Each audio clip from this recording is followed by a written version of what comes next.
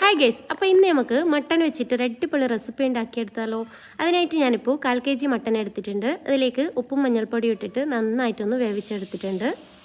ഇനി ഇതൊന്ന് മാരിനേറ്റ് ചെയ്ത് വെക്കണം. അപ്പോൾ അതിനായിട്ട് ഞാനിപ്പോൾ ഒരു ചീനച്ചട്ടി എടുത്തിട്ടുണ്ട്.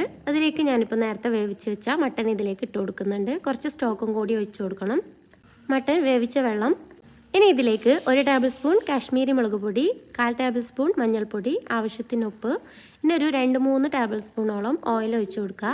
എന്നിട്ട് നന്നായിട്ട് ഇതുപോലെ മിക്സ് ആക്കി എടുക്കുക കേട്ടോ. അപ്പോൾ ഇതിൽ കുറച്ച് സ്റ്റോക്ക് ഉള്ളതുകൊണ്ട് തന്നെ കുറച്ച് വെള്ളമായിട്ട് പോവും. അത് നിങ്ങൾ കാര്യമാക്കണ്ട. അതൊന്ന് നന്നായിട്ട് മുളകിൻ്റെയൊക്കെ പച്ചമണം പോകാൻ വേണ്ടിയിട്ടാണ്.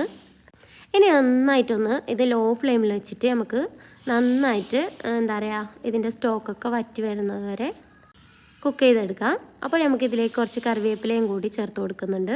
എന്നിട്ട് കുറച്ച് ഡ്രൈ ആവുന്നത് വരെ ഇങ്ങനെ ഒന്ന് വഴറ്റിയെടുക്കാം. അപ്പോൾ നമ്മുടെ അടിപൊളിയായിട്ടുള്ള മട്ടൻ ഗ്രേവിയോട് കൂടിയിട്ടുള്ള ഫ്രൈയുടെ റെഡി ആയിട്ടുണ്ട്. അപ്പോൾ എല്ലാവർക്കും ഇഷ്ടമായെന്ന് കരുതുന്നു. ഇഷ്ടമായാൽ എല്ലാവരും ഒന്ന് സബ്സ്ക്രൈബ് ചെയ്ത് സപ്പോർട്ട് ചെയ്യണേ.